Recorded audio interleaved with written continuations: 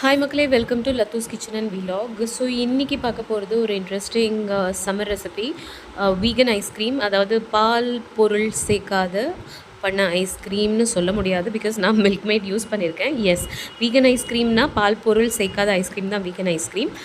நீங்கள் instead of milk mat இதை வேறு ஸ்வீட்னர் வச்சு ரீப்ளேஸ் பண்ணலாம், லைக் டேட்ஸ் இல்லைனா ஹனி, இப்படி வச்சு பண்ணலாம்.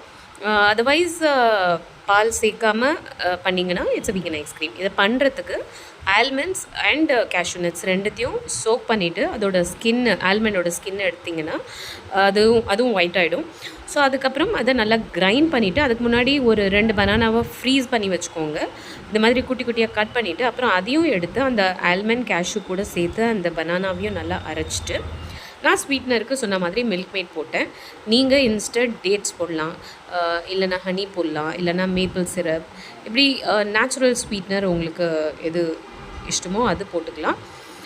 இப்படி பண்ணி ஓவர் நைட் ஃப்ரீஸ் பண்ணிங்கன்னா ஒரு பியூட்டிஃபுல் டெக்ஸ்சரில் ஒரு ஐஸ்கிரீம் கிடைக்கும் உங்களுக்கு. இது ஐஸ்கிரீம்னு சொல்கிறதா இல்லை ஃப்ரோசன் டெசர்ட்னு சொல்கிறதா? பட் கடையில் விற்கிற frozen dessert is made of நிறைய ட்ரான்ஸ்ஃபேட், ஆயில், சுகர். பட் இது அப்படி கிடையாது. பியூராக நம்ம ஹோம்மேட் இன்க்ரீடியன்ஸ் வச்சு, இன்ஃபேக்ட் ப்ரோட்டீன் ரிச் ஐஸ்கிரீம். ஆல்மண்ட்ஸில் நிறைய ப்ரோட்டீன் இருக்குது.